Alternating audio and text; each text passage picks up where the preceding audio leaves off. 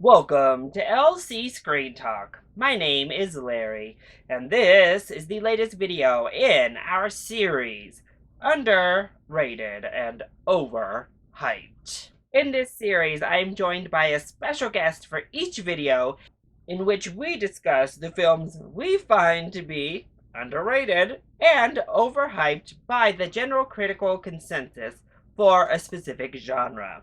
Now, just a disclaimer, of course, these are just the opinions of myself and my guest, and we're certainly going against the grain on our picks here. We definitely look forward to hearing the films you would select in the comment section down below.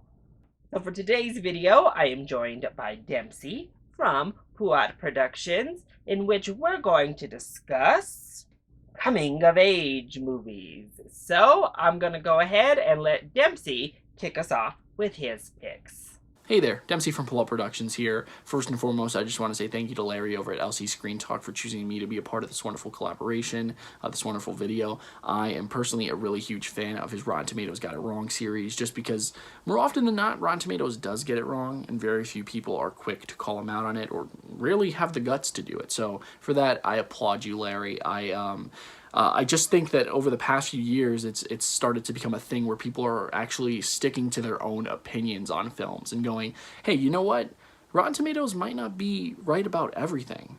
So I'm really happy to be a part of this little movement in any way that I can. I'm also really happy to be a part of the coming of age genre episode, because coming of age just so happens to be one of my favorite genres in film. I love watching people develop in a movie. I love watching them find themselves. It's like watching life literally unfold right before your very eyes. I love that. And not gonna say it, I mean, it's implied by the video.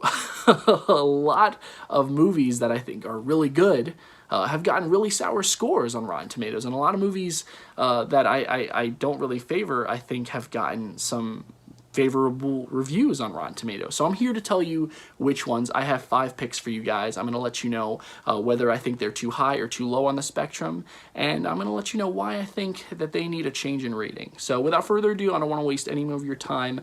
Let's jump into my very first pick, which is a little bit of an oldie, License to Drive. Now, I'm willing to bet more than anything that some of you guys probably don't even know what this movie is, have probably never heard of it, because it is without a doubt one of the most overlooked coming of age, let alone one of the most overlooked 80s films out there. It came out at a time where Ferris Bueller, Breakfast Club, Pretty in Pink were out, Stand By Me. I mean, it was overshadowed by so many other films, so it's ideally very easy to forget. But I think that it deserves to be remembered. In fact, it's one of my favorite films on this list because of how much it left an imprint on me growing up. For those of you guys who don't know what it's about, it stars the infamous Corey duo, Corey Haim, Corey Feldman, and it revolves around one of them. He gets the opportunity of a lifetime to take the girl of his dreams out on a date, and he tells her that he's going to go pick her up. And by the time the date happens, he anticipates that he'll have his driver's license because he has his road test coming up. But then he fails his road test, which sets off this ridiculous chain of events, resulting in him stealing his dad's car, all in an attempt to impress this girl. And what happens next is a series of total misadventures involving this girl, which, by the way, is a young Heather Graham. Yes, Heather Graham is in this movie, as well as his friends. And this movie it's not as dark as some of the other coming-of-age films that may have come out in the 80s. It doesn't tackle that many serious themes. It's more of a total committed comedy. But it's still good. It's very zany.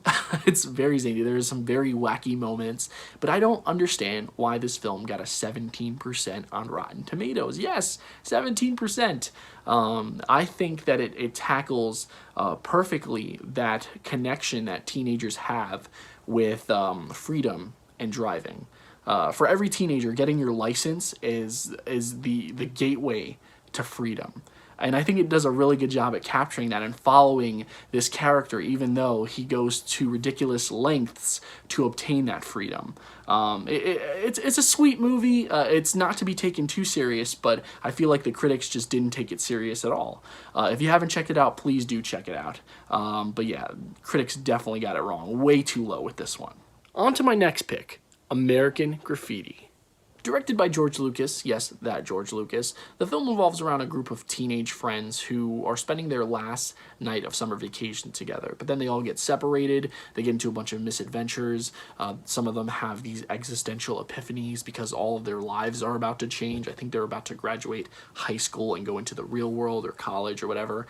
And this film is so boring, okay? And this film features Ron Howard, who's coming right off of Happy Days, a young Richard Dreyfuss, a pre-Han Harrison Ford. Like, it has a really impressive cast and a very impressive man behind the camera. Yet it is just so boring, okay? I actually saw this film twice because the first time I was like, no, there's no way that I can think that this film is so bad because it has a 96% on Rotten Tomatoes, right? I watched it again, and I don't know why I did that to myself. This film just does not hold up. Honestly, I think that this kind of plot where a bunch of friends get into these crazy adventures over the course of one night, it's been done so many times better since. And this film is just it's so dated, and it's just. I don't think it's that good. I'm going to be very honest. I just don't think it's that good. I don't get the hype. It is way too high, and I think that score needs to come way below that 60%. Now, this next film is so close to fresh that it hurts, okay? The Girl Next Door. For most, The Girl Next Door might not be what most people associate with the coming-of-age genre, but I do just because of the journey that our main character takes over the course of the film. And for those of you guys who don't know what it's about, it revolves around a nerdy high school overachiever who falls in love with his next-door neighbor, which seems pretty normal, right? Up until he finds out that she is a porn star, or she used to be anyway, which literally throws him for a loop. And this is very much a coming-of-age story for me because of the character's progression from a boy to a man, literally. It is a very raunchy comedy, too, and it features a slew of great performances from a bunch of young actors and actresses. Alicia Cuthbert plays said girl next door. A young Paul Dano is in this, and he has a really small role, but he is really great. I think that the system really failed this movie. It sits at 56% on Rotten Tomatoes. Come on, guys, you couldn't bump it up just a little. It is a very fresh movie, okay? It does have some really adult themes and adult content. You might even find an unrated version depending on where you search to try and find it. But I think it deserves to be fresh on Rotten Tomatoes, too. Now, I need to brace myself for this next pick because it is absolutely going to draw some criticism. It is, without a doubt, my most controversial pick on this list. But I gotta stick to my guns. Mean Girls. Sitting at 84% on Rotten Tomatoes, this film is absolutely overrated. Not to say that there aren't some enjoyable moments to it. I do like the cast. I think Lindsay Lohan is in rare form here. Rachel McAdams is a phenomenal villain. I wish she would do more roles like that. She's kind of become the good girl since. Overall, I mean, this is Tina Fey's baby, and I do like a lot of her ideas, but the number one reason I don't think this film really jives with me is because I'm not a huge fan of drama or pettiness. That stuff doesn't get me going as much as it might for another person, or most people in this case. That's what it seems. Most critics really like this film. But to put this in terms that most fanboys and fangirls will understand, I just don't think it's that fetch. So depending on how you feel about this next film, Mean Girls might not have actually been the most controversial pick on this list. The last coming-of-age film that I think Rotten Tomatoes got wrong is Power Rangers. Power Rangers is not a perfect film. I'll be the first to admit that. But I'll be damned if someone said it's not at least a good film, let alone a good coming-of-age film. The way that our characters come from different walks of life and cross paths really channels some serious Breakfast Club energy. And the way that they try and save the world, or balance saving the world anyway, with being teenagers is just awesome. Equally awesome is the cast, who here you can tell we're just on the cusp of true artistic greatness individually. And that can be evidenced by the fact that after this film, all of them really went on to do such great things and still continue to do great things. Now, I also really like the chemistry between the cast. I thought that it was super fantastic, and I would have liked to see how it fostered itself in future films, but unfortunately there will be no future films. Now, currently, Power Rangers sits at a 50% on Rotten Tomatoes, which isn't too far from the fresh cutoff, but I think that this film is good enough to have a little red tomato next to it, even if it's not certified. So there you go. These were the 5 coming-of-age films that I think Rotten Tomatoes got wrong. You might disagree with Rotten Tomatoes, you might disagree with me, but just remember that at the end of the day, that is the beauty of film criticism. We are all right in our own right. I want to take a quick second to thank Larry again for featuring me in this wonderful collaboration. But yeah, enough of me. What did you pick, Larry? Thank you so much, Dempsey, for coming on the channel and being a part of this collaboration. Another great friend of mine here from YouTube, and I'm so happy we had this chance to work together and get a collab video out. If you're not already, make sure to follow the links down in the description. Go check out Dempsey over on Pillot Productions. Give him a subscribe. He deserves way more subscribers than he has. Give him a follow over on Twitter as well. And let's show him some love. Now, for my picks on coming-of-age films. This one was a category that I had a lot of films I could have chosen from. And if I'm being honest, a lot of films I found to be overhyped. I just am very hit or miss when it comes to the coming of age storytelling. And as you'll see, and as I'll discuss in this video, there's a certain hyper masculinity within coming of age films that I just don't really vibe with. Thus, I don't really get the hype around. So I'm going to kick things off with the most recent of these hypermasculine coming-of-age stories, and one I know my guest Dempsey does not agree with me on, but that is 2020's Big Time Adolescence. This film currently sits at an 85% when we look at the average score on Rotten Tomatoes from certified critics, and a 64% when looking at the certified Metacritic score. Honestly, I just don't quite understand this one. I don't get it. I don't really understand what's so great about Big Time Adolescence.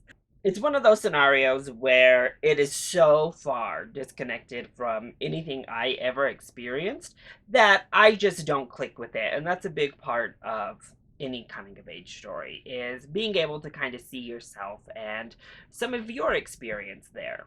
However, I do think this film takes it even further and makes our protagonists rather like despicable. They're like ruining this child's life, and Pete Davidson's character doesn't really grow much, honestly, and it just was really uncomfortable for me to watch the scenario play out. Plus, I didn't really laugh at all through the film. I didn't find it very funny, and I just didn't really want to be around these people. Not to mention, there's like a legit case of sexual assault where a grown woman gives someone who's underage alcohol and then sleeps with him, and really the whole film kind of felt ugh to me personally. So it's not for me. I don't get it, and my first overhyped. Continuing down this same line of thought, my next choice is mid-90s. This was Jonah Hill's directorial debut, and he got great acclaim with 81% over on Rotten Tomatoes, 66% over on Metacritic, overall universally seen as a strong directorial debut. And I do think Jonah Hill has a strong voice in this film. However, again, I just did not want any part of it. It was so hyper masculine. There wasn't even a feminine touch to be seen in this movie. It felt really degrading to the LGBTQ community, certainly, just with so much of that derogatory language and thought process thrown throughout. Derogatory toward women, and just a bunch of really bad children. A bunch of children that need to have their booties swatted because they are way out of line. I don't know, I didn't connect with these characters. I didn't understand a lot what was happening with these characters. I did like the smaller aspects where we see the rougher parts of their life and getting to understand that and how that relates to it. But at large, it was a lot of shenanigans I just wasn't really on board with.